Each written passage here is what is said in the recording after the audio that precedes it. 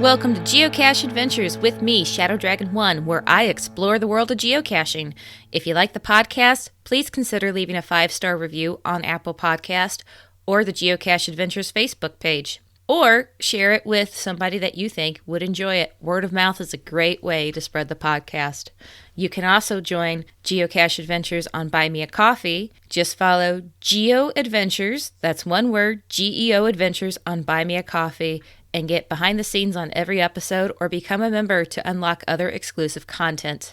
This episode is the continuation of my talk with SirDrumalot. During that interview, we ended up talking for well over 2 hours. After we did the cache highlight, we just kept talking and swapping geocaching stories, and we just had a blast talking. And it was so much fun, I ended up taking it and tossing it into its own episode. You'll hear references made to how late it is and how long we've been talking. And I was originally going to call this Geocaching Tangents, as I make reference to in this conversation. But I decided The Talk Continues was a better episode title. So here's the rest of that, and I hope you enjoy it. You know, I think how many videos I have, somewhere around 200. Several. Yeah, it's probably getting close to 200. But my favorite video that I've done, and I don't remember what it's titled. I think something about my wife's point of view. We did not plan on going geocaching at all, but we drove down to Picayune, Mississippi, which is getting close to it's getting close to like Slidell and New Orleans. And we were going down there it's basically a sweet shop. They're pretty famous down this way for the king cakes for New Orleans. I mean for Okay. Mardi Gras. But we were going for some other treats. It's a bakery and they do a lot of sweets. And I said, hey, do y'all mind if I stop and grab this real quick cache? You know, I wanted it for my Jasmine grid. And they were like, no, that's fine. So we go and I hop out and get it. And my wife just said, I get back in the car. I'm like, all right, where to? You know, let's go home, whatever. She's like, no, let's go find some more caches. It was one of those days, you know. I was like, Okay. oh, okay. So pulled up the map. So we just go find, and I didn't have my bag. I didn't have any of my stuff. And, you know, I had my phone, and at the time, I just used my iPhone for recording. I was like, I'm not going to make a video about this. You know, I don't know if these caches will be any good or anything.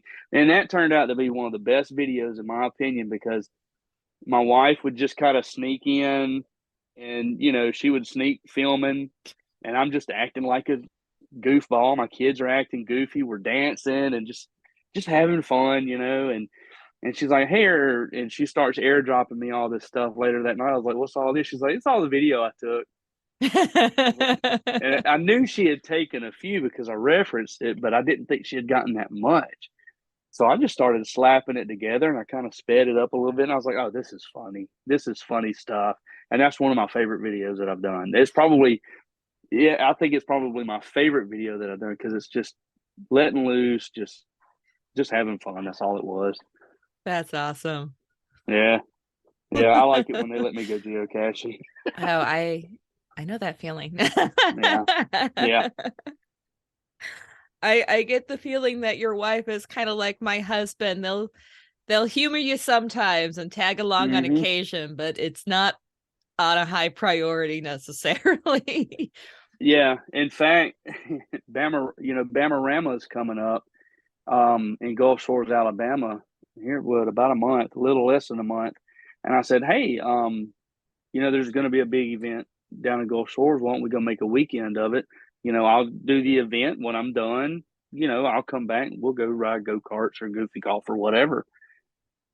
And, you know, they were looking at it and she asked me, she said, well, what all are you going to do? I said, I just want to do the event and go do this gadget cache trail that they're going to put out. But I want to take y'all with me to do those because the kids would like those. Yeah. And I was like, we'll make a day of that.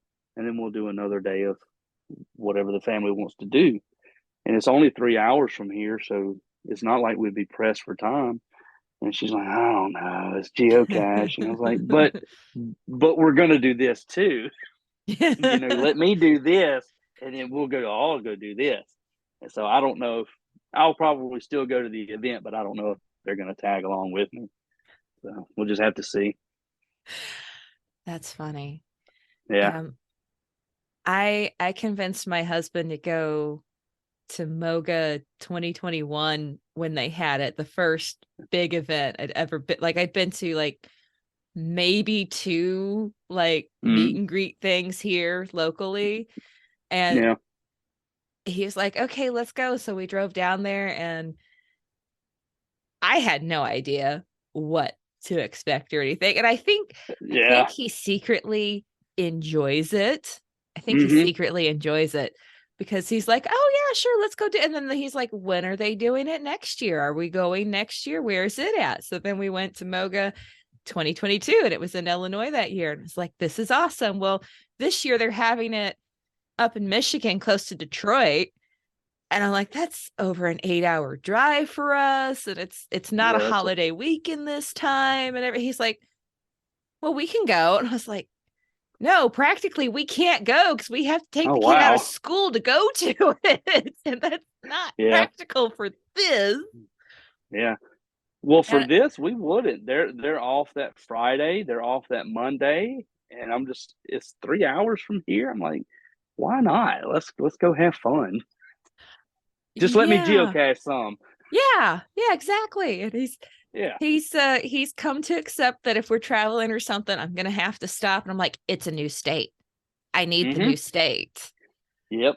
And he's like, all right, find one. And I try to take into account him and my son.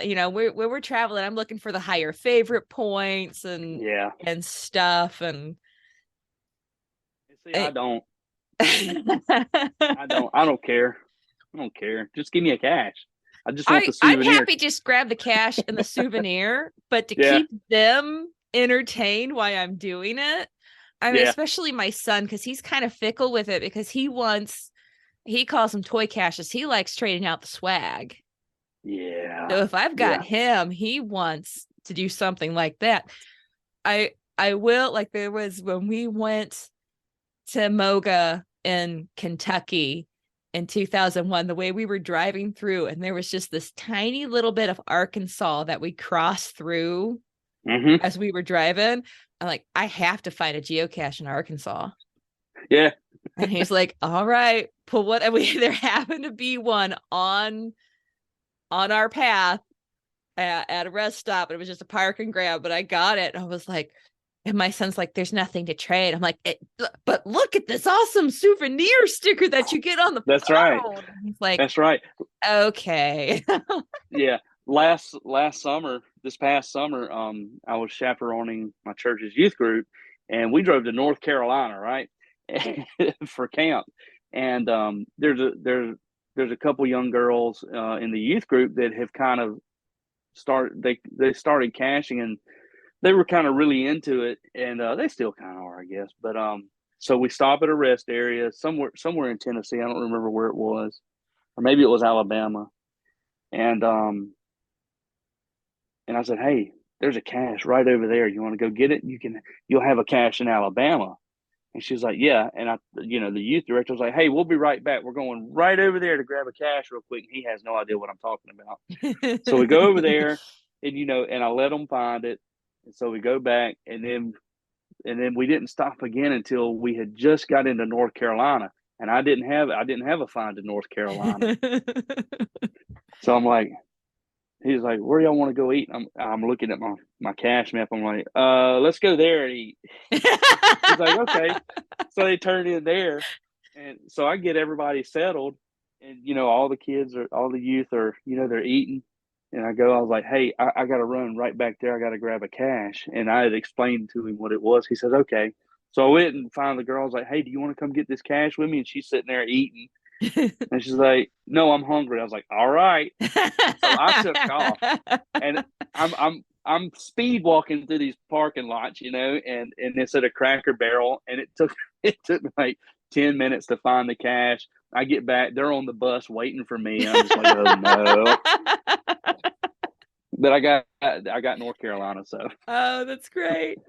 I ended up with two caches in North Carolina that week. So That's awesome. I love it. Caching with muggles is interesting, and you just hope you It have an is. understanding muggle that'll let you Yeah. kind of play as you Thanks. go along. Thankfully, my church youth group, they're spectacular, and they like me enough to where they're like, yeah, just let him do what he needs to do. he'll So, he'll find his way back eventually. yep, yep. I mean, I had to drive some of the trip anyway, so they got to wait on me. You got that's the best thing. If you got the keys, they can't leave without you. That's right, because I was driving the final leg, and they had to have me because the other guy had to nap. So, Oh, I love it. I love it. yep. And we're planning on, I say we're planning. I'm trying to talk the family into going to Savannah, Georgia this year for family vacation, and for the week-long thing, and Yeah. the big one. And I've already planned out this day we're gonna hop over to South Carolina because I don't have a cache in South Carolina yet. But there's something really cool there for the kids to do, and I'm gonna grab that cache, and then we'll come back to Savannah. So There you go. it's yeah, yeah. But my wife, she already knows I have ulterior. Is it ulterior motives? Alternative Yeah. motives? Whichever. So yeah. That's great. That's great. Yeah. I need to do an episode on just married to a muggle. Oh gosh. I know. Brainstorming here, William. Oh yeah, yeah. I'll tell you, it drives my wife. But I think it's just because whenever I'm not doing things, getting lunches ready, or if I'm not, doing things for school, homework, church, or whatever, my brain is just on geocaching. Okay, I might have to drive this way to work. Where a few caches along my route, because if it's not along my route, I don't go for it. Yeah. We're just a few that I could pick up real quick, or I'm preparing for this, or I'm whatever else going along with you. But that's where my brain is when I'm not doing that other stuff, and it drives her absolutely crazy. In fact, before I came out here, I was like, all right, I got those two in bed. All this is done. This is Hmm. done. I was on it tonight. That way I could be out here on time. She's like, oh yeah, you've got your geocaching thing. I was like, yeah, it's gonna be fun. So, and anytime I go somewhere, hey, we got it. But it almost makes her mad sometimes because I just get that, I get tunnel vision with it. But You know, that's it's funny because sometimes it's actually we'll be going somewhere and my husband will say something about, do you want to get a geocache? And I was like, we're on the way to your uncle's funeral and we need to be there in the next 20 minutes. This may not be the best time to stop. Like, that was actually on the way to his uncle's funeral. We actually did stop and oh grab a wow. geocache at one point. He's like, we got to stop for gas anyways, find a place with a geocache and you can get one. And I actually think his uncle Carl would have liked this one because he was a big car guy. Uh-huh. And this geocache was hitting, it was called Muffler Man, and it was hidden at like a little sculpture that was made out of a muffler and car parts. Oh, cool. So I think it was kind of a fitting. Carl would have really liked that one, and I wish I could have Yeah. told him about it because he really, really enjoyed that. But it'll be just like the most random times when he's like, do you want to stop and get a geocache? I'm like, do you realize what we're doing? Yeah. Yeah. My wife's done that before, but don't feel bad about that because I was actually at a pretty close family member's funeral, and I hugged and said bye, and somebody said, "Where are you headed?" I said, "I'm going right over there to that corner to grab this cache." And I mean, this was a close family member too. But did I feel bad? No, We no. all grieve in different ways. And That's right. sometimes it takes the sting out of it. That's Oh funny. my gosh. I feel like we can get ourselves in trouble real easily. Uh huh. That's right. Oh, Wow, this is the ADHD coming out. I just found about going back to the Hattiesburg Geo Tour. They're aiming to be the city of 100 murals. Okay, so they're not quite there yet, but they're working on it. I'm really sorry that I went way back into the backfield for that. Hey, But good. I just happened to look down. But I did a video on one of the two adventure labs in Hattiesburg, which has to do with those murals. And I really like that video too. I don't even talk in that one. And check that one out, and you can kind of get an idea about Hattiesburg. It's such a nice place. It sounds like a really neat place. Yeah, it really is. We love going over there. Oh, Joseph, I feel like I could talk to you for hours about geocaching. Oh, I know. Same here. I don't talk to anybody about geocaching hardly. Well, you know what? That's part of why I podcast, because I get to talk to people about geocaching. Yeah. I don't blame you at all. Maybe I should do this. Maybe I should do a podcast. Hey, I listen to all of you guys. I listen to all the podcasts, on to work because I drive so much, and that's all I do. I listen to geocaching podcasts, and then when I've listened to all the shows that were put out that week, then I got to turn to music, which is fine. But sometimes I'd rather listen about geocaching. Oh, everybody talks about listening to podcasts on road trip. I cannot stand listening to podcasts while I drive. I love podcasts.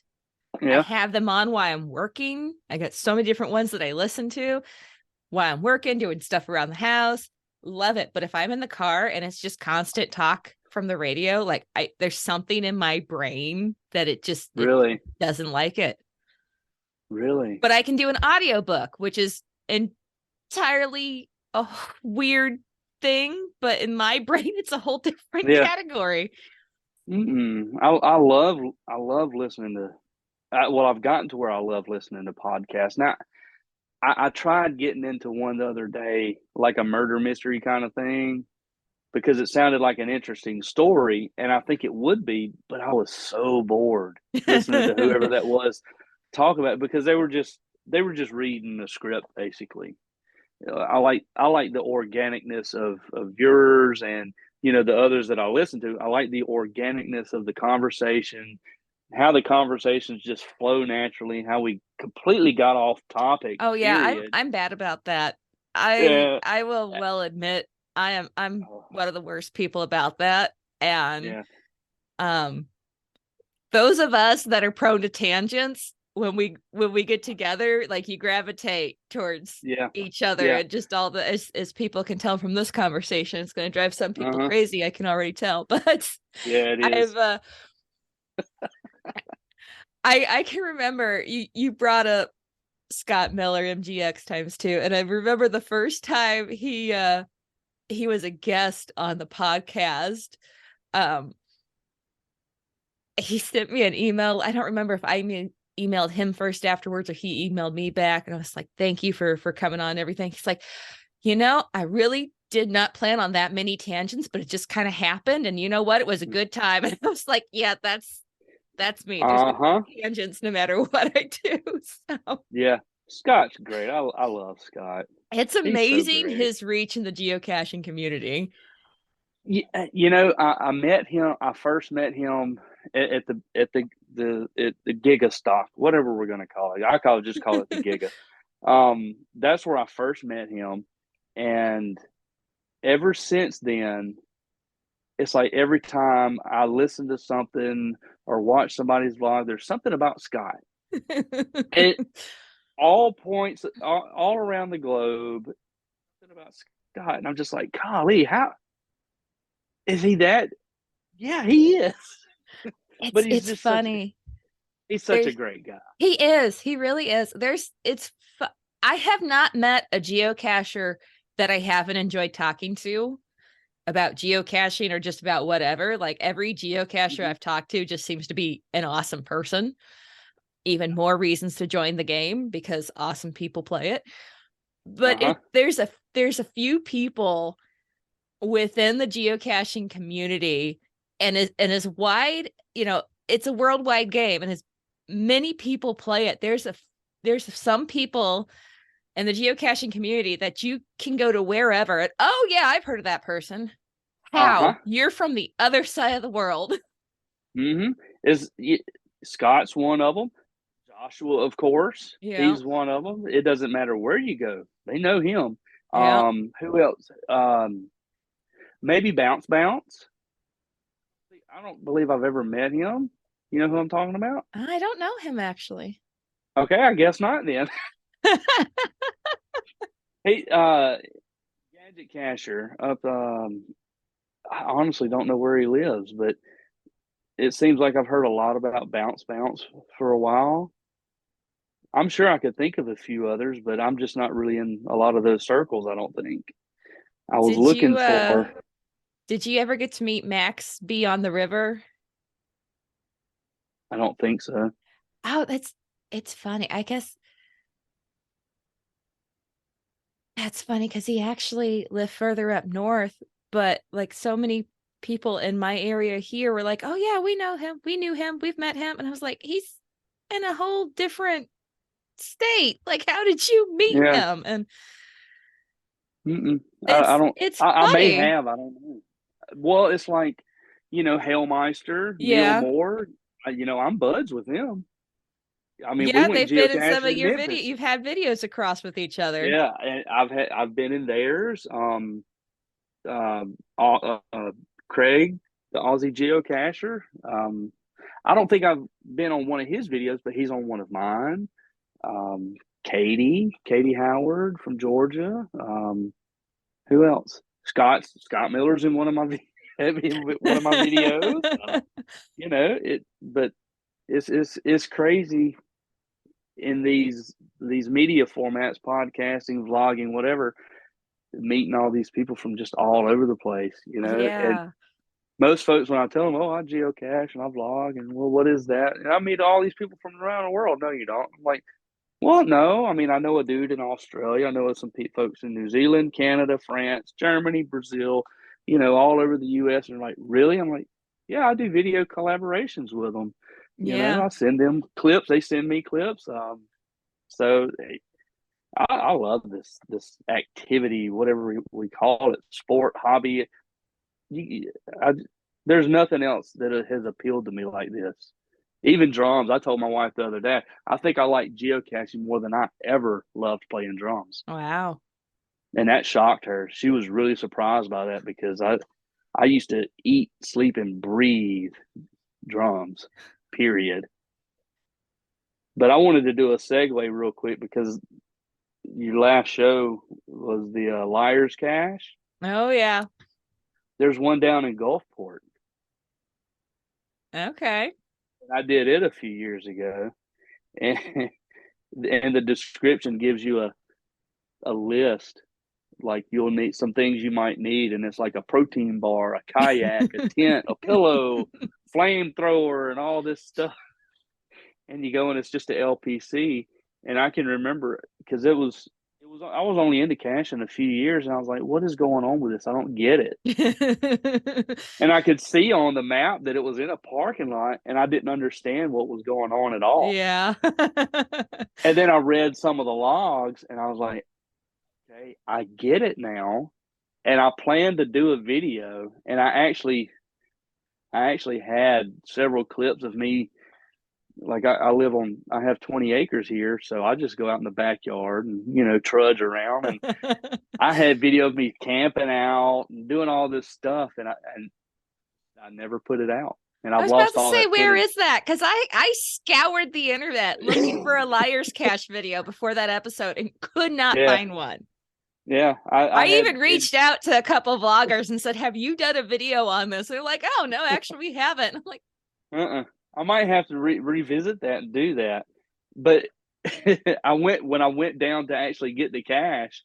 There's an Air Force base right there, and I was doing a shot of me peeking out of some woods, and I've got my backpack and my walking stick, and there's these jets flying over, like I couldn't tell you what kind of fighter jets they are, and they were flying over. So I filmed the jets. I'm like, oh God, they're looking for me. And I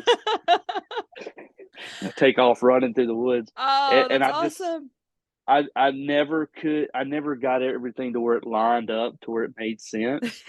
And I think I scratched all the footage. Oh no. Yeah, so I might have to revisit that. But Somebody needs to do a video on that because I searched so many different vloggers videos, and like I said, I reached out to a couple, I've and like never, I even just searching liars geocache, like nothing came up. yeah. Well, I'll give you the GC code for this one if you want, because Yeah, some of the logs are great. There it's were some fun to really good. just read the logs on some of those things. Hold on, where is it? I never go on the website. Here it is. So no, that can't be it. Oh, here it is. So it's GC75PW4, and it's in retrospect. Blah, blah, blah, in retrospect revisited. Yeah, I'll check that out because it's fun to read. I Mm-hmm. had so much fun writing the log for mine when I did it.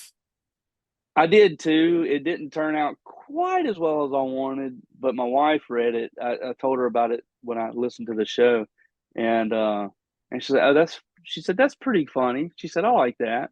It's like, okay, well, all right. But I think I'm going to put out a liar's cache sometime this year. I think I that'd be fun. I told my husband about mine because in mine I had this giant toad that we had to try to get away from the geocache and try to get it, and then the toad ends up coming home with us as a new pet, and he goes, "Of course you would bring home a giant toad." Toad. I'm like, That's it's funny. right on brand. Toadzilla Yeah. would come home, and as long as it doesn't eat the dogs or the goat, we're good. It's Yeah. That's funny stuff. Yeah, I'll get one of my kids to write up a long thing because they've got pretty good imaginations. They're all into online games and stuff, so they could come up with something.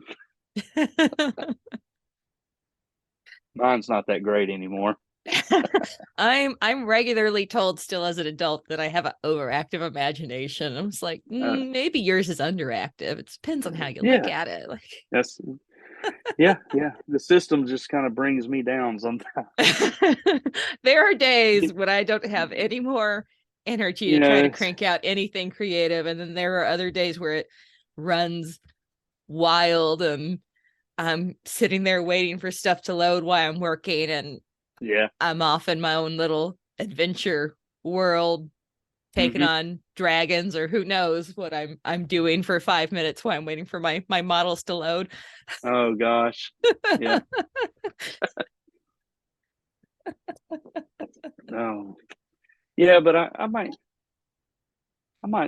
look into doing that video. I need to do something because like I said, I have no footage of anything. I just haven't had time.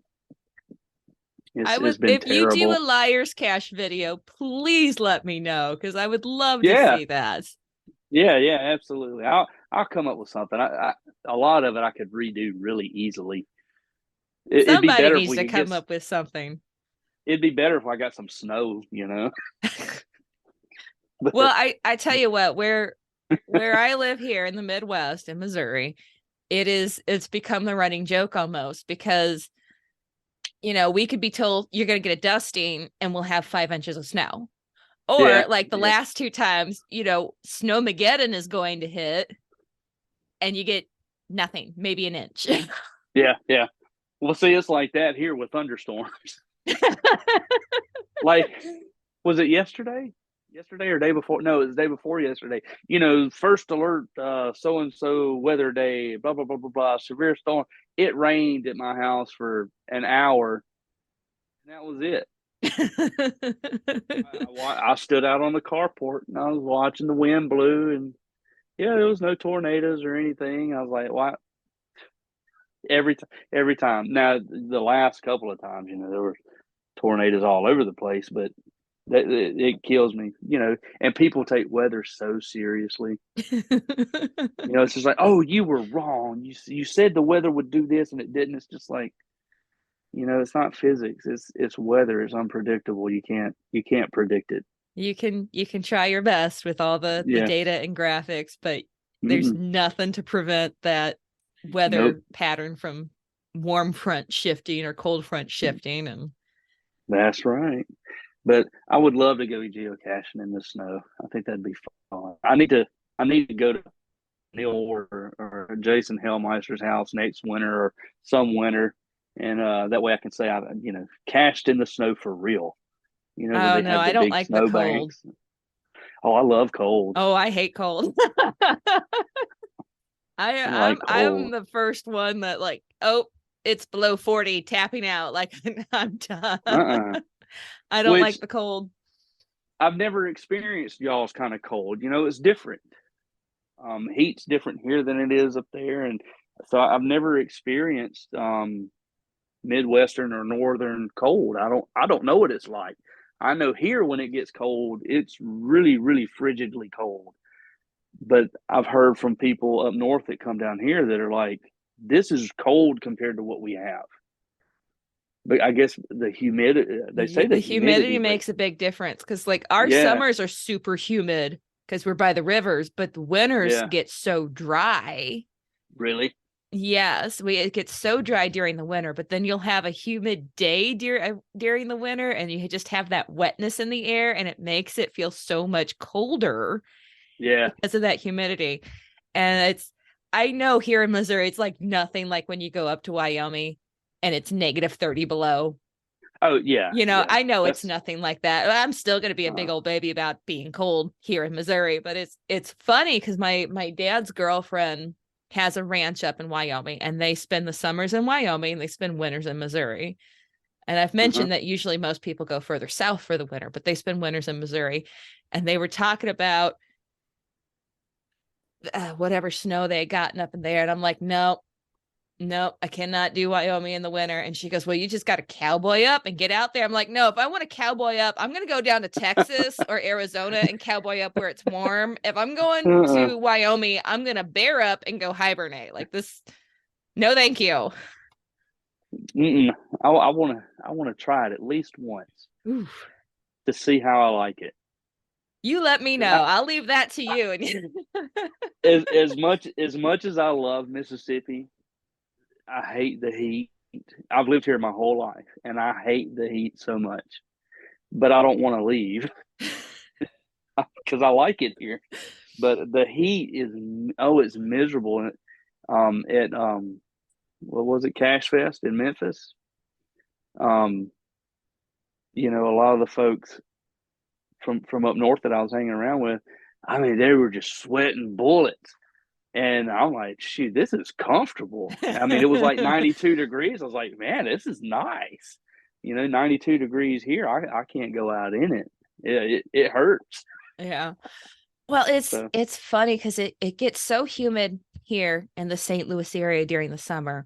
And then the summer over 4th of July, we went south for, I'm like, that's the worst time to go south is in July. mhm. But we Oh, did. yeah. We went south and we were down Louisiana. And I'm like, how the heck is humidity different down here? It's humidity. How is it Hmm. different? But there are It different types of is. humidity, I have learned. And Yeah. Yeah. and it's nuts. Like even the humidity here where I live versus like southern Louisiana, because I go down there a good bit. Oh, down there it's scalding. I mean, that's the only word I can pick for that. It's scalding hot humidity down there. Yeah, we will have days where it is 103 degrees with 100% humidity, but it is not the same as when you go down to Louisiana and have Mm-mm. 100% humidity at 103 degrees. And I cannot tell you why, I, but I it is I don't know. not the same. It's not. What part of Louisiana were you? We went to we were by the Baton Rouge area, and then we did day trips to New Orleans, and we did a day trip to Lafayette Oh, cool. and Yeah. geocached while we were there. A little bit. Well, yeah, there's some good ones in New Orleans that I've done that I really liked. Um, Lafayette, that's actually the company I work for. That's home office.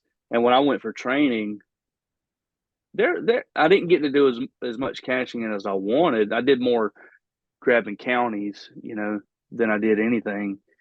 but there was a great adventure lab in Lafayette now. I don't know if it's still there, but man, it was so good, and it was just about local, local art stuff, and it was fantastic. I really liked it. And I actually met the gal that put that one together. But one of my favorite caches that I've ever done is in New Orleans, and it's a virtual, and it has to do with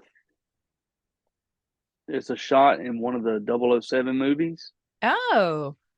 I can't remember which movie, but there's a funeral procession coming around a corner, and a guy gets shot or whatever, and they drop the casket and they pick him up. So Oh. you're actually at that spot, and to claim credit for that cache, you have to take a picture at the exact right there where the man was standing when he gets shot. And because I love 007, I love action movies like that. And we were down there, me and my wife were down there one weekend. I was like, we have to at least go do this one. I mean, we were staying 2 blocks away, and that's just one of the best caches to me, because you're actually standing in the spot of one of these major motion pictures, and it's James Bond. So you know that's a pretty great neat. cache. Yeah, it's a good one. I like it. When we were in New Orleans, we went to the aquarium down there. And Mm-hmm. there's a virtual within walking distance from the aquarium that's at a statue down there. So we did that Yep. one. Yep. I got a video on that one. Yeah, that is an awesome aquarium. It was. I don't even think we may have had. Yeah, we had to have had Lucas by then, but yeah, we went down one weekend and did that one, and I did a video on it, and then yeah, the aquarium, and then the Audubon Zoo is really really nice. We've never done the insectorium. They have a thing where it's insects, and they have a huge butterfly garden, and everybody says it's spectacular, but we don't go to New Orleans anymore. It's gotten too dangerous. But maybe once they get it straightened out, we'll go back, because I'd really love to go check out the butterfly garden. I think that butterflies are one of the awesomest creatures. Yeah. I know that We sounds didn't do weird. that. We didn't do Uh, that, but we like I said, we just did a day trip there. yeah.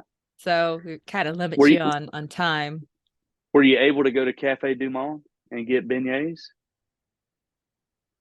We went to some cafe, but I don't remember what the name of it was. But we went to some, I don't remember what the name of it was. And it was like some jazz brunch thing. And I never paid so much for a buffet in my life and about had a heart Uh, attack. yeah. No, that's not Cafe Du Monde. If you ever go back to New Orleans, not far from that statue. I mean, you could walk. It'd take you, I don't know, 15 or 20 minutes maybe. But it's right there on the Mississippi River, and it's called Cafe Du Monde. And the beignets there, that's pretty much where beignets started, I Okay, we think. probably walked by it because we walked the Probably riverfront did. quite a bit while we were down there. Yeah. But It's in the French Quarter, and oh, they're just so fantastic. There's nothing like them. I see people eating beignets at this place, and I try them. I'm like, yeah, that's garbage. That's not Cafe Du Monde. So I don't eat them. That's the only place I'll eat them. I gotta blame hubby. He picked where we ate that day, and then I about died when it was almost Yeah. $50 a plate for a buffet, and it was just like, oh, I know, right? I know, like it Wow. was ridiculous. And it was just like I was just floored. Oh my Like I don't gosh. care if they got a jazz band, like it's not. They better have had a lot of crawfish, shrimp, crab legs, the There was whole a lot of shebang. shrimp. I don't remember any. There was no crab. There was no crawfish. It just happened to Mm. be Sunday brunch time, and that Oh, was what they had, and that was it. And I yeah. think it was after drinks and everything, it was close to $50 a person. Wow. Yeah. That's a It lot. was That's a lot. ridiculous. And I'm like, we did not eat enough food to qualify for that Yeah. much price. Uh-uh. Well, come to Hattiesburg.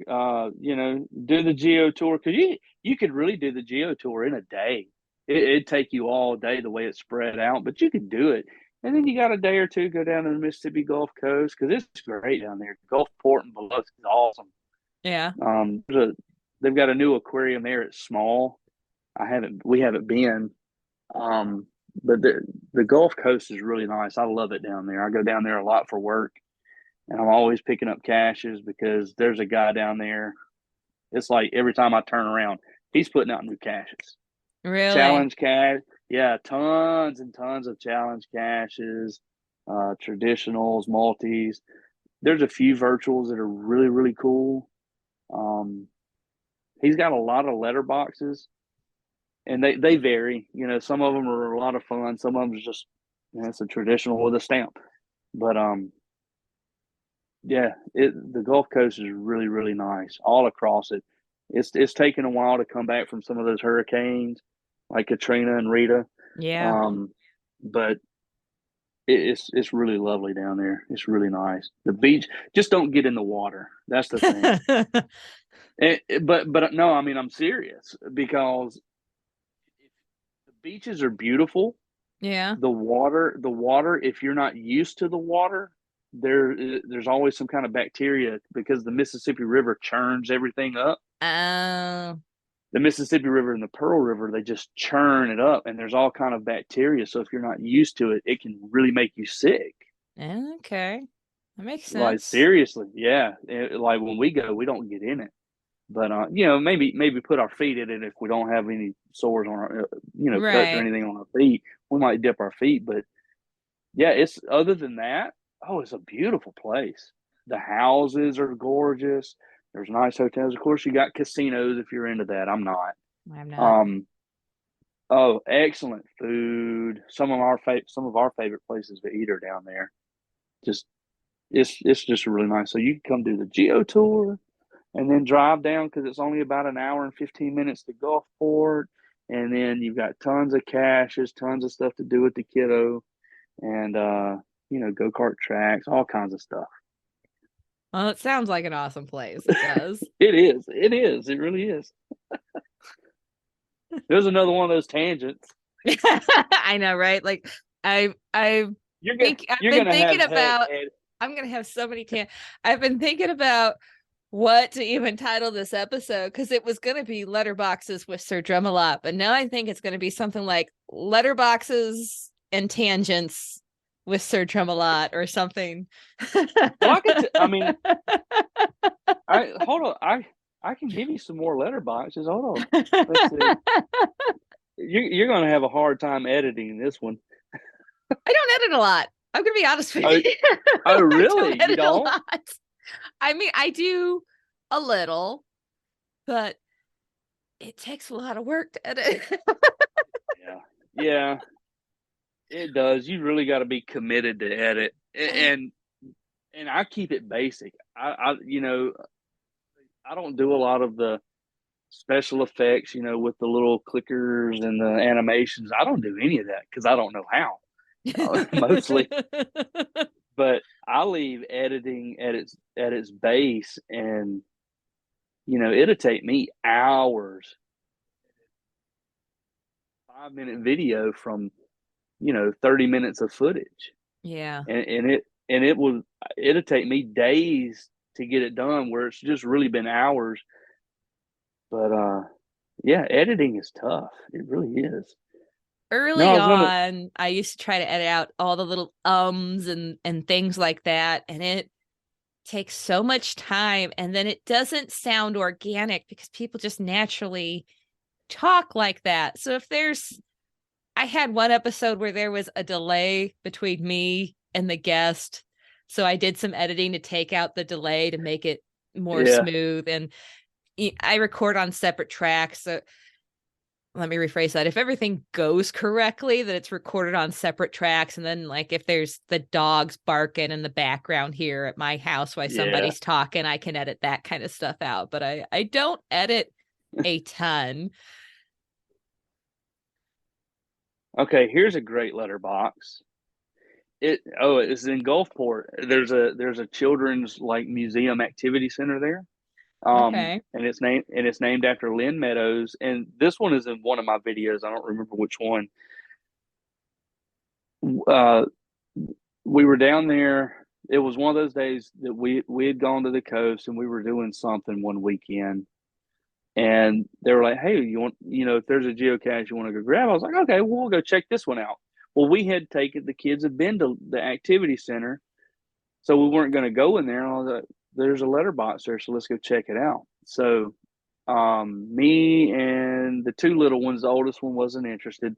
The two little ones get out, and you go over in front of the place, and behind their sign is a post, and it has an old school iron mailbox on it. Okay. Like from, I guess, the early 1900s probably. And he's got a padlock on it, and he actually has the code in the description, the combination. Well, I couldn't get it open at all. I was like, "Oh no, this is terrible. We'll have to go find something else cool," because I couldn't get it open. So when I came back to it for the video, I brought some WD-40 with me, which I usually carry it anyway. And I sprayed it, and I couldn't get it open. And I knew I had the right combination. Well, I have one of those same padlocks, and when you go to program in or whatever your own number, Mm-hmm. if you're not really careful, it'll end up on the wrong number. So I turned one digit and it opened. Oh. I reach in, and then a frog jumps out, which I captured on video, and it was great. But that letterbox was, it was, it was one. Here's the coordinates. Here's the letterbox. But having that piece of history repurposed, for our game was really, really cool. I thought that was a really, really nice touch. So I think it's got a lot of favorite points. I was looking for it on my profile. Yeah, the Lynn Meadows Memorial Letterbox. 218 logs, 48 favorites. So that's not bad. It amazes me. It seems like a lot of people are stingy with favorite points or just don't think about giving favorite points. And I'm guilty of not thinking about giving a favorite point, in the moment. Like sometimes I think about it later and it's like, I'm oh, not. I'm the maybe I should opposite. go back and favorite it. And it's just like, I don't know. I don't know why. I don't always think about it when I'm logging it. I am the exact opposite. I will know within the first few minutes if I want to give it a favorite point or not. In fact, the first favorite point I ever gave out, it's archived, so it'd take me a while to find it. But I think it was a difficulty 4, terrain 1.5, maybe a 2. Oh, that's an interesting combo. Yeah. I searched for about 30 minutes in probably a 1 square foot area. And I would kind of go back and forth checking other spots.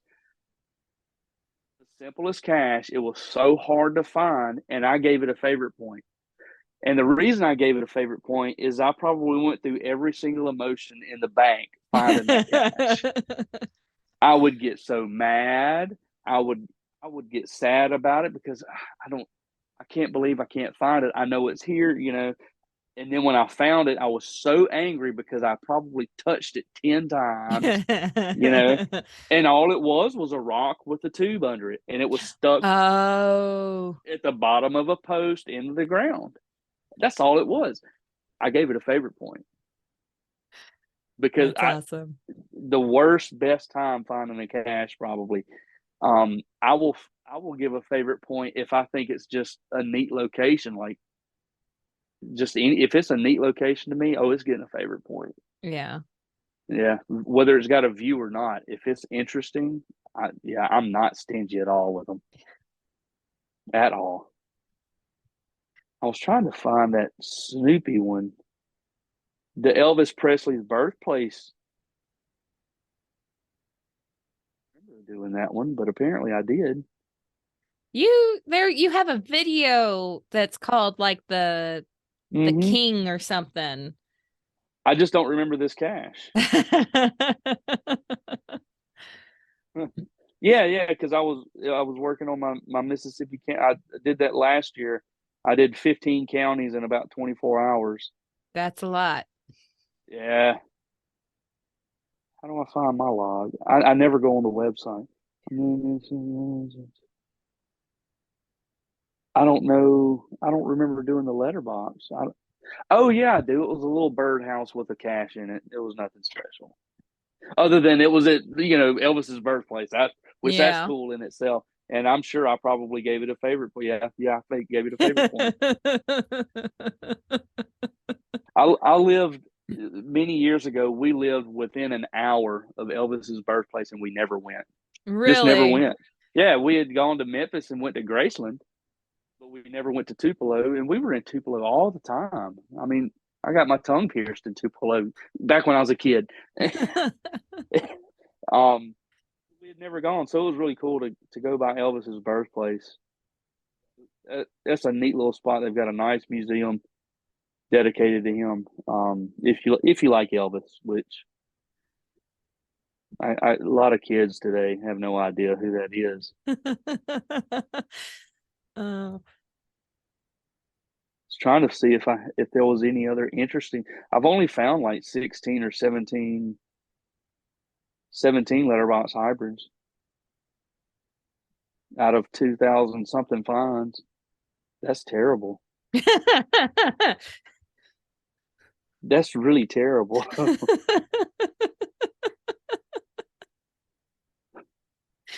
I need to do more letterbox. I'm gonna guess you're like most geocachers, and your most commonly found type is a traditional. Absolutely. It's my favorite cache type. If I were to pick a favorite cache type, it would be just a traditional, just here's some coordinates, have fun finding it.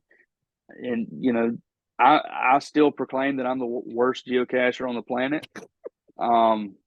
If you see, because I know you're on TikTok as well, because I follow you there and I know you follow me, but I put out a video today and there's just more proof. I searched for 10 minutes for a geocache on a park bench. Turns out it was just a plate and it was right in front of my face almost the whole time. Oh, I've seen those before. Oh, I love those. They're some of my favorite caches. I love those. But that goes to show I got to be the worst geocacher ever, because I'm There, always overlooking the obvious. there is a song called "The Worst Cacher" by the Travel Bugs Band. I think I've listened to it. I think I did. Pretty sure I did. That's me probably, because I'm telling you. There, first video of 2021, I think it was. I made that reference 2 or 3 times because literally I have bumped my head on one and didn't even realize it. Really? I'm looking at other stuff and I literally bumped my head on it, and I was just about to give up and drive away, and I turned my camera on to say, I guess I'm gonna have to DNF it, and I happened to see it, and I literally bumped my head on it probably. Oh, that's funny. Yeah. When I finished my county run not too long ago, I'm facing the sign that the geocache is placed in honor of. It's a Blues Trail marker. Okay. So I show the Blues Trail marker and I start looking for the cache. I'm like, well, it's got me going the other way. It was literally right behind me, and it's a bright purple bison tooth. Oh, And I guarantee you, I looked at it when I walked up. that's great. I'm terrible. I really am. That's great. I love it. But then I found a D5. The first difficulty 5 that I found in less than 20 seconds. Makes no sense. And That makes no sense. It was one of those little DNA tubes. I don't know what they're called. And it had a little piece of moss glued on the end, and it was stuck in a hole on a huge oak tree. And I walked right up to it. Yeah, I walked right up to it, and I was like, that looks funny. Pulled right out. I'm the worst, I'm telling you. Okay, new tangent, because I gotta ask now, because you this may be my first 2-part episode ever, because we've been talking for so long. What time is? Oh my gosh.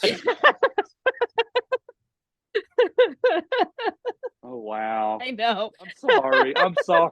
No, I'm having so much fun with this. Okay, so on your TikTok, you had a video where you told people to blind duet or whatever they call it. I'm still fairly new with TikTok. And you were doing like, what do you call the different caches? Yeah. Yeah. I watched it before I knew what was going on, and I laughed so hard at the end of that. How many Oh, people actually did that where they duetted it? Because I saw at least one or two that did. I think it was just two. Was it? It was Okay. who was it? I think Dan Andrews. I don't know his caching name. I've never met him. And then I can't remember that young fella's name. Oh gosh, I feel terrible. I But know yeah, exactly who it you're talking about, and I'm not always good with names, and I feel horrible because I'm blanking on them yeah. too right It, now. it, And if you're listening, buddy, we we I'm old. apologize. I'm old. But yeah, it was Like I'm two. pulling it It up was now two, because it's maybe. driving me nuts. Yeah, it was two, maybe three. Connor. It was Connor. Connor, yes, Yeah, Connor. got him. Yeah, Oh my and gosh, sorry, Connor, if you're listening. yeah, sorry, bud. But yeah, I think it was just those two. Somebody had said a young, a you know, a female had said do it tonight, but I don't guess they ever did. If they did, it didn't tag me. But yeah, I had a lot of fun making that. I It thought that was was so fun. funny, and I wish I had just went ahead and blind duetted it so that I could have had like a real Go ahead. reaction at the end. And I'm just like, Uh, I laughed so hard at the end did of did that. Okay, so not long after I did that, did you see where I finished up the Mississippi counties With the Altoid tin. with the with an Altoids mint tin? Yes, and then I ended up laughing at that video because I thought about the Altoid tin in that one TikTok video. And then it was also so funny because I did, I saw that, and then I did a an interview with Terry Ann, who's the host of Caching Down Under, and that podcast is actually going to air in a couple weeks. Okay. And it was funny because we were talking about what it's like, how geocaching in Australia is different than geocaching in the US. And Altoid tins got brought up because, we talked about how like up here a lot you find the prescription pill bottles and stuff, and she's like, the Yeah. bane of our existence is the Altoid tins, and they just Yep. rust and they turn horrible. And I started laughing because I had recently watched your video where you throw that Altoid tin, and then shortly after I talked to her, I saw you finished that Mississippi County chat with and your Altoid tin in that one. I'm like, now it's an epidemic. I'm seeing Altoid Hmm. tins everywhere. The irony of it was just so. Oh God, it was ridiculous. I was not expecting that. When I put my hand on it, and that was a lot of the times I will find a cache and then film. No, that one was completely organic. I searched for it and I found it, which you can't really see because of the way the lighting was, the sunset and everything. But I kind of like the shadowy look. But that whole little spot was completely organic. I was surprised. I was so happy and I was so mad that out of all the caches I could have picked to finish the state county challenge, it was a mint because I loathe those things so badly. I have one. Oh, it's in my bag in my car. I have one in my car that's a prime example, and I've been meaning to do a TikTok on it as kind of a, it's kind of a continuation, but it was out, I don't know, 3 months maybe, and it was almost crumbling. It Yeah. got that rusted because of the humidity, the rain, and everything, and the magnets were falling off, and I couldn't hardly open it. And I happened to have some little bitty tiny lock and lock, so I replaced it with that. And I let him know, I was like, yeah, don't do this. Never use it. Never use a mint tin, especially in Mississippi. But I've got it somewhere. I need to find it and do that TikTok because I think that'd be funny. If you're in the If nothing desert, else, it might be okay, but not any yeah. place where there's humidity. The No, most of the no. US and most of the world, we're going to cross off the allowed to use mint tins. Yeah, and Australia doesn't have LPCs, and I think that's such a shame. You really I love an love LPC, don't you? I've seen a I few, they come up in look. your video. Your wife has even made comments about it's not geocaching with you if you don't get an LPC. Yeah. I actually have a video dedicated to LPCs. Is that the is that the one? I think that's I might have the wrong name, but that's the one where it's like the geocaches are okay, but the locations are amazing, or is that a different one? No, it's a different one. I did it a few years ago. I was on my way to Memphis, and I was kind of picking up new counties as I was going through, and a spot that I happened to stop because I knew where a store was that I wanted to go get a soft drink and everything because I used to live up that way. Um, where's my YouTube channel at? Oh, here it is. Well, no, that's not it. Um, but it was a Walmart parking lot, and it had 3 or 4 LPCs in it. And I was like, I read the description. Oh, this is going to be fun. And so basically, I just got footage of me finding these. I think it was 3 LPCs. Nothing special about them, nothing at all. And I just do a voiceover reading the cache page description Oh, because it was the same. It was the same for all 3. really? Mm-hmm. So you need to go watch that. I have not seen that video. Okay. Yeah, I was looking for it because I don't remember what I named it. I can't remember what I did yesterday. Oh my So gosh. yeah, Like, that okay, yeah, it so was. because like I saw that one with the giant walk-in letterbox cache, like Mm-hmm. before we See, set this up, and then I was trying to find that video link again so I could put it in my notes in my note file, and then I'm like searching through your videos. I'm like, there's nothing here called letterbox cache. I was like, the names are so different. Like they're not necessarily intuitive when you're trying to find the video. no, not me, not me at all. I'm the worst at this too. I'm not good with computers. Hey there. No, that's the. Okay, here's videos. Oh, here we go. Okay, so if you go back, maybe further back than I thought. Okay, so there. Okay, light pole cache. Am I addicted? Okay. Got me doing this. Give him a thumbs up. I'll look Yeah, I that one love it. up. You've got so And many videos. I didn't realize I had this many. You have a lot. I mean, so many of you've got a lot. Joshua, the geocaching vlogger, has a lot, and Hailmeister Oh has a God. lot, and then See My Shell has a lot, and it's like there's so Mm-hmm. many vloggers with so many videos, and it's like as much as I love watching I all your can't. guys' videos, I can't keep up. it's hard to I keep. can't I keep can't up. either. And I want to support all of it because a lot of them I've met. A lot of them I've done. We've done some kind of collaborations together, and I want to support them so bad, but it's just between work and the kids and science fair projects and all this stuff. I It's just hard. it is. It Oh, there's really so is. many. Like Connor, who we mentioned, he does Yeah. videos. Scott does videos. Land Mm-hmm. Monkey from Caching in the Northwest podcast does Yep. videos. And actually, for a while, you did was it Tuesday or Thursday shout out? Thursday. Thursday GC. shout Yeah, I out. did.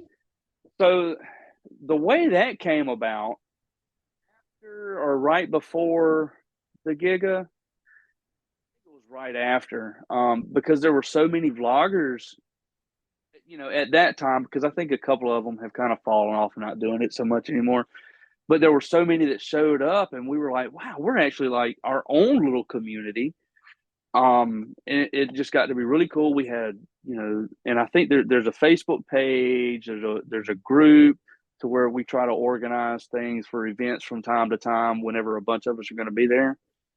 And it at the time it was kind of limited to YouTube creators, but you've got some TikTok creators now that don't really do YouTube, and then you've got podcasts, and it's the GCNW, and all these people are a member. I can't remember who threw out the idea. I don't remember who it was, but Thursday, everybody would give a shout out like on their personal page about another GCNW member. I was like, oh, well, that's a good idea. I'll do that because I like to show my appreciation to other folks for their creativity and what they're doing, right? Yeah. And so I just had this crazy idea. Me and one or two of the boys, I don't know, we were out in the park and I was scouting out a spot to do a cache. I was like, well, I could do a little shout out to so and so for this. And I reached out and I was like, hey, do you mind if I just copy a little bit of your footage from so and so video and throw it in this video? And they're like, yeah, that's fine. And a lot of positive feedback from that. And I went like, it was 21 or 23 weeks straight. You had I several did videos with that. Yeah. And I would be out doing something geocaching, of course, finding caches, placing caches. And I would just do a little quick shout out, make sure I tagged their channel, things like this. And I'd always put a little video clip of one of their more recent videos typically. And I had a lot of fun doing that. I would be grateful if some of the other vloggers did that for me. I think that would be awesome. If that were to happen, I would be grateful for that. And it was just kind of my way to give back to the group. But after 21 weeks, I couldn't do it anymore. And then kind of members kept kind of falling off, and you'd get so many new ones that would come in. I was like, I can't keep up with this.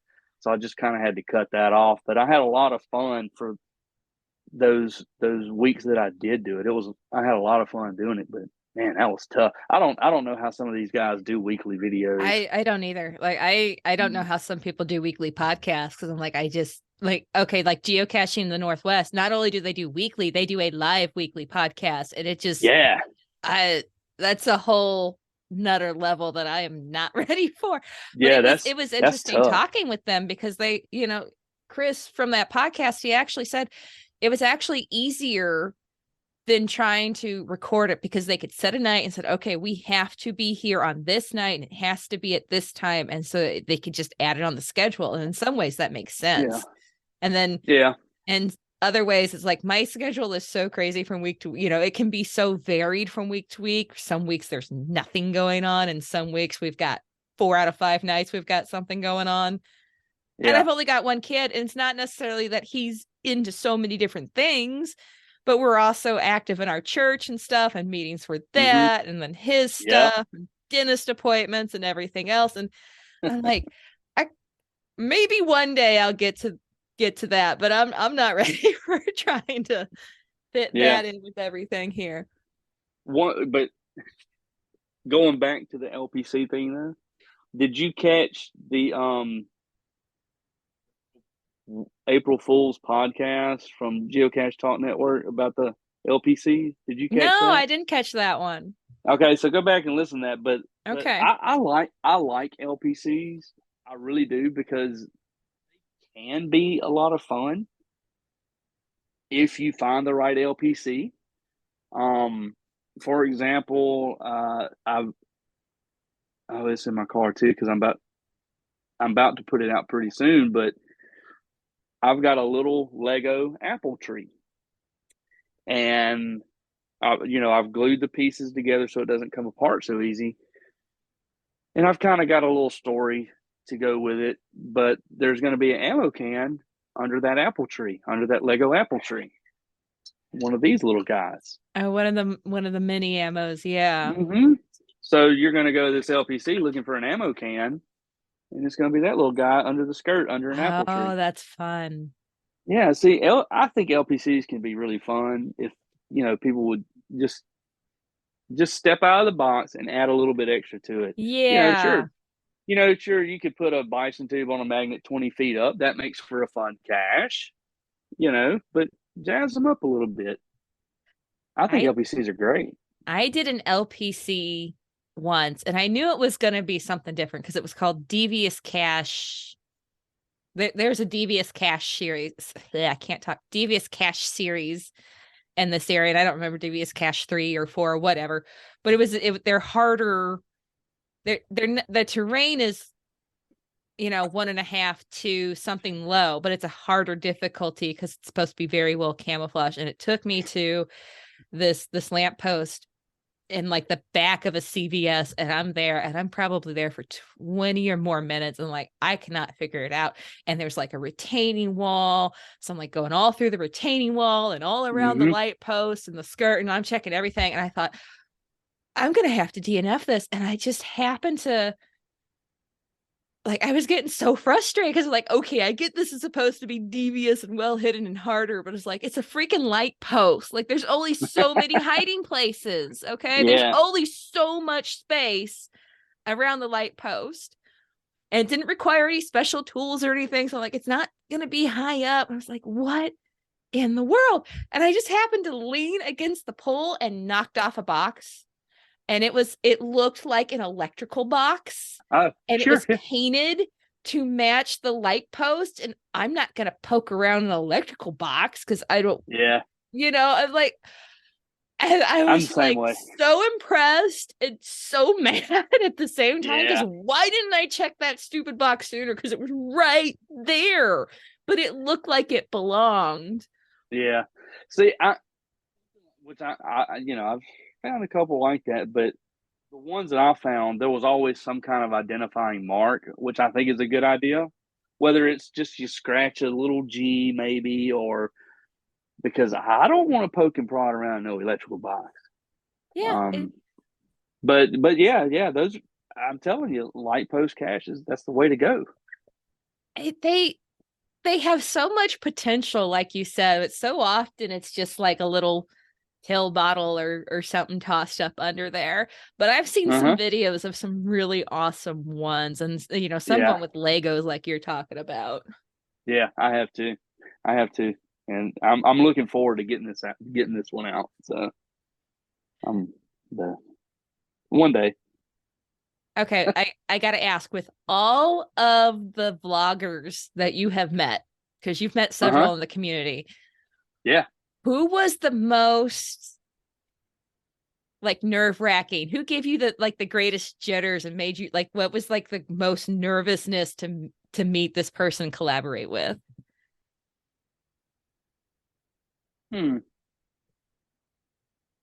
Because I gotta say, because like when I started podcasting pretty early on at geocaching, and the first time I went to Mega and I saw Joshua, the geocaching vlogger there, I was like hitting my husband in the arm. I'm like, it's the geocaching vlogger. And he's like, who is that? I'm like, you are not helping right now. And I was like, had such jitters to go up and talk to him because he's so big in the community. And then last year at Last Moga, I got to meet a couple people that I talked to on the podcast, and they come up and they said, Hellmeister wants to talk to you. I was like, oh, what did I do? Like, my first instant is, what did I do wrong? Like, did I say something? Did I post something? Like, what did, like, I've linked to different people's videos for different things. I was like, oh, it's like, okay, why does Hellmeister, this person who's got relative fame in the geocaching community, want to talk to me for some reason? I was like, oh my gosh. So I went over there, was like, hey, heard you want to talk to me. He's like, hey, I listened to your podcast, you're doing a great job. I was like, oh, thank God. Like, this is a good thing. I think for me, I mean, I would say Joshua, but because he is so, I mean, he's so big. And even the first time I met him years ago, he was huge, but I really wasn't that nervous meeting him. I think I was probably more nervous meeting, it would have to be either the Aussie geocacher or Katie. I was pretty nervous meeting Katie for the first time. Yeah. Her and Jamie Pullman both started as ZZZ. I think I was more nervous meeting them the first time because while I had been watching Joshua longer, I had been watching them for a few years too, and they both had pretty big channels. You know, they well over 1,000 subscribers, and I think I was pretty nervous meeting them. With Craig, I think I was nervous because I mean he's a big guy, which most people are bigger than me. I'm not a very big person, and you know he's very. Man, Craig, if you're listening, I'm sorry. He's very rambunctious. He loves that word, rambunctious. But you know, he's just very extroverted. You know, I think, and he's just all over the place. He's so great. I loved hanging around him. But I had been watching his videos too. Knowing he was from Australia and everything that he did geocaching wise, because he's like a solid, you know, he was a solid geocacher, you know. Yeah. And I was kind of nervous being around him because I was scared, you know, because I just do it for the heck of it. And it seemed like he was super serious, you know, and excited all the time. And then with Jamie and Katie, I guess it was just because, you know, I had been watching them for a while too. I don't know. But the first time I met Joshua was actually down in Houma, Louisiana. And it was a year or two before Giga. I think it was 2016 or 17. And so we're at this event. There's a big geo tour down there, and they were doing a third phase of it. And so we're at this event, and I'm hanging around with the Mississippi folks, and we're eating gator tail and hoghead cheese and all this crazy food and stuff. And I saw him, and of course, you know, people were flocking to him, and we had never met except through video or whatever. And so I was walking around checking out some alligators and things like that, and he came walking up and we introduced ourselves to each other, and then I was a patron of his at that point, and so I was in a little patron video that he did. But I really wasn't nervous meeting him at all. It was just Joshua. And he's great. I love Josh. He's awesome. It's funny, the world we live in now, I've heard it referred to as fractured frame because there's so many different media outlets with Instagram and TikTok and YouTube and everything. So like somebody that's like really big in the geocaching community, like Joshua or Hailmeister or Craig or any, you know, other people have absolutely no idea who you're talking about. It's not like back in the days where you had to be a TV star or movie star to be known, or like a singing artist to be well known. There's so many different fractures. Like my son has his YouTubers that he loves, that if he met one of them, oh my gosh, he would just like freak out. Yeah. And I'm just like, wait a minute, what's his name again? What's that one? What's Yeah.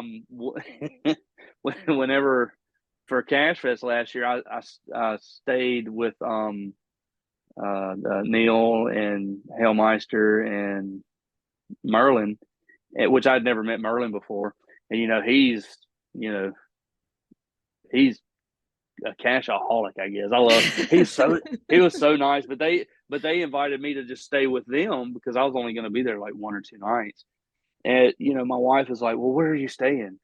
Do I need to get you a hotel or this and that? And I'm like, no, I'm staying with Neil and Jason. It's cool. And she's like, well, who are they? I was like, have you ever met them? I was like, yeah, I met them at the event a few years ago. They were, And she's like, well, you don't know them, And I was like, Jason. She doesn't get it, and I'm just like, no, it's these guys are on YouTube. And she's like, I don't know. It's hard, but I know. Yeah, I know what you mean because she doesn't know the people that I know that I see all the time and that I've met and been around.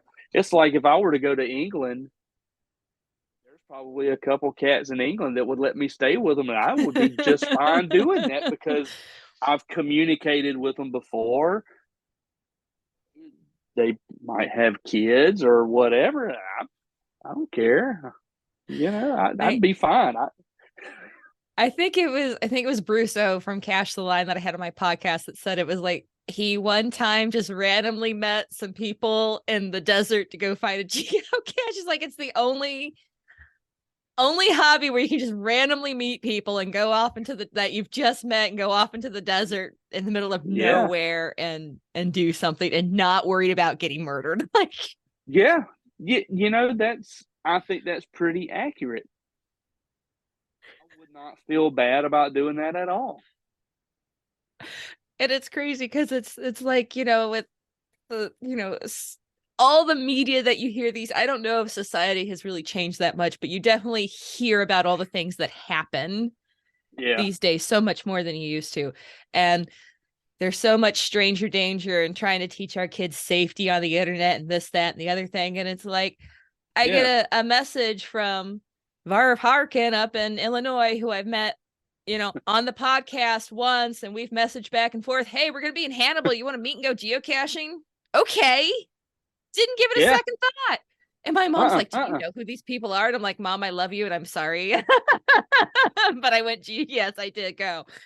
And my husband was like, well, I go meet random people all the time to buy lawnmowers, so I guess it's really no different. I was like, yeah, I've had like long format because he's a member of the local Lions Club, and they a park there is part of their property and building, and to help earn money for the grounds upkeep, he has gotten them he loves to work on small engines.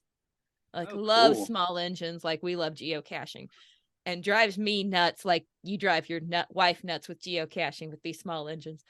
And so he will get on Facebook and find mowers in need of repair cheap, and then they fix it and they flip them and earn money for the park that way. He's like, well, I meet random, and I can't tell you how many times we've been like on the way to his parents or someplace, and we got to make a detour here. Why? I'm picking up a lawnmower.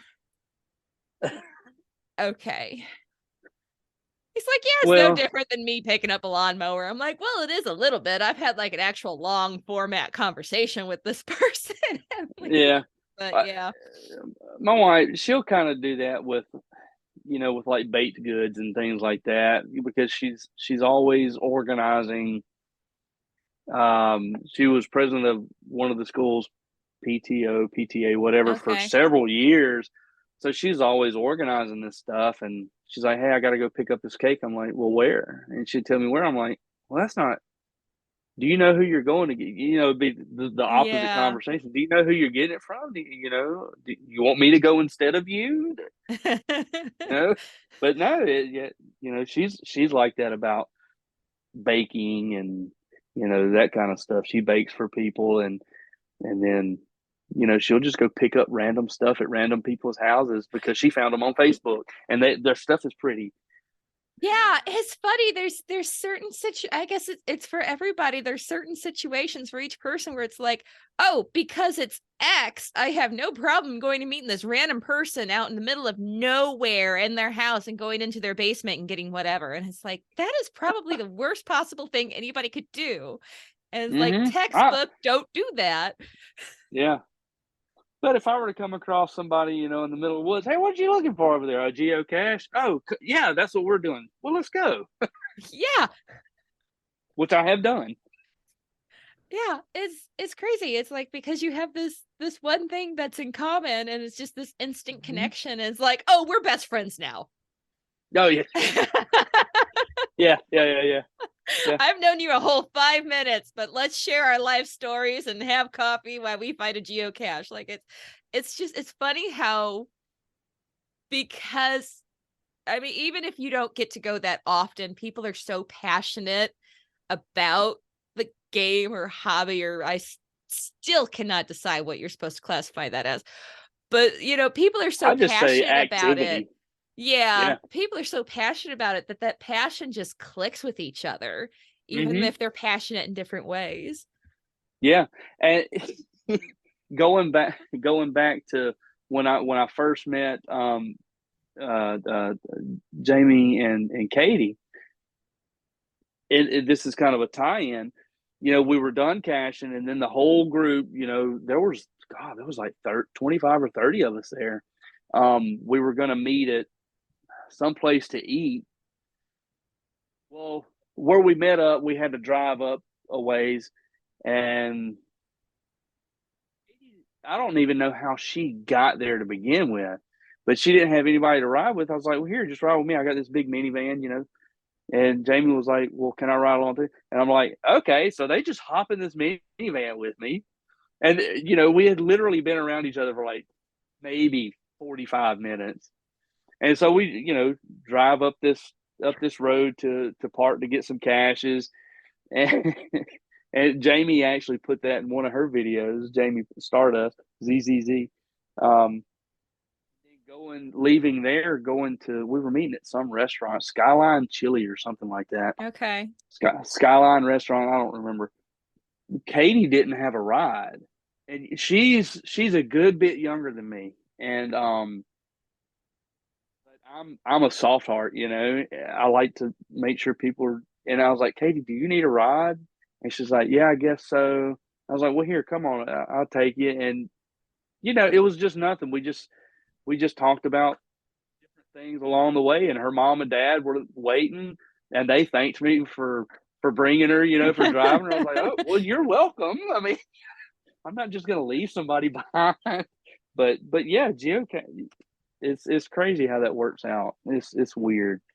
I know you said minivan, but all my brain can picture is like the white panel murder van from like every bad movie ever, which I know is not the same as a minivan, but that's where my brain jumps to. This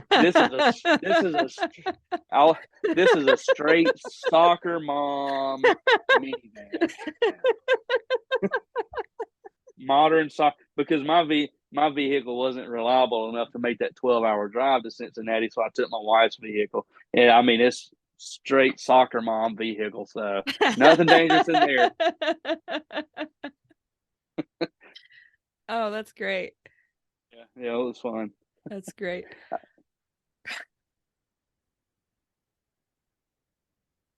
Well, Joseph, I know we could go on for hours more. I think we could too.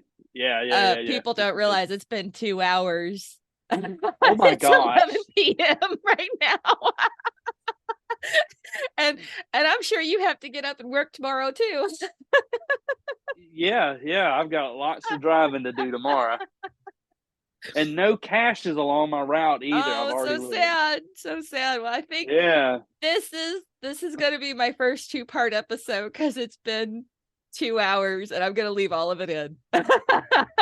Oh, no. I'm going to leave all of it in. Oh. Well, congratulations on the first 2-parter. Thank you. Oh, gosh. I cannot believe it's been 2 hours.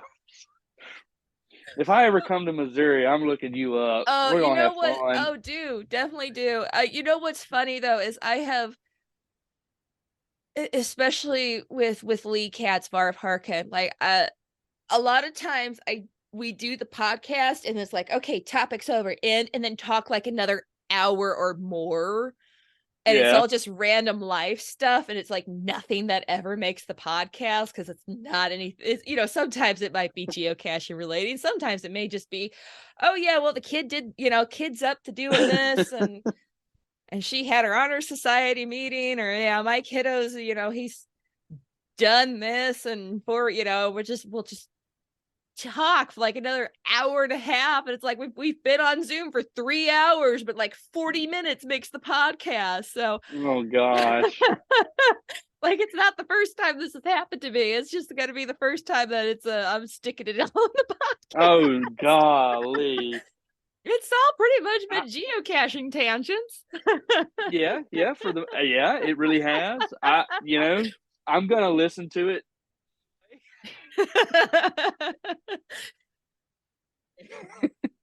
I'm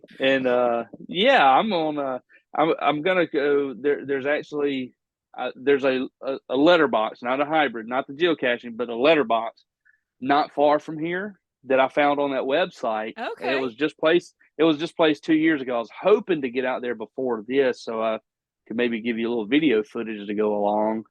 But I haven't been able to get up there. But it's at a really, really nice place, and I'm gonna go try and find it. And I'll try and make a video out of that. I think that'd be fun. It might be a shorter video, but I don't like short form, but it'll probably be a little shorter one. Well, just to let you know, I'm looking at the first part of March for these. So if you get the video before then done, let me know, and I'll definitely add it to the show notes. Okay. Would you rather like the landscape, or do you like the TikTok portrait? Would you rather? I personally don't have a preference because I just put a link to wherever on the website. Well, I will. I might can go do it this weekend if it's not raining. I will. Yeah, I'll put together a little video and I'll just link it. Just be exclusive. An exclusive awesome. video for you. So yeah. Hopefully, I'll try and get up there soon. That way, I can get it done. It's not very far. It's like a 20-minute drive, and it's at a really beautiful location. It's called Red Bluff. There's a traditional or earth cache there, and then they call it the Grand Canyon of Mississippi. Okay. So, yeah, it's a neat spot. So I'll try and get that done for you. Yeah, letterbox it is now added on my things to try at some point as well. Yeah, my wife's gonna be mad. So, all righty. Thank you so much for coming on the podcast. This has been so much fun. I have had a great time. Thank you for inviting me. And I'm an introvert, but you wouldn't tell from this. If we get talking about geocaching, there's no telling where I'm going to go with it. Because there's none around me. I'm the only geocacher within about an hour drive. Oh, wow. Yeah. So, but anyway, thank you for having me. I had a lot of fun doing this. Thank you so much. It's been great. All right. Take care. You too. Have a good night. You too. Bye-bye.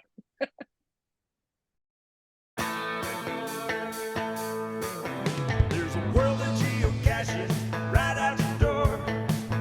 Come on now, let's go explore.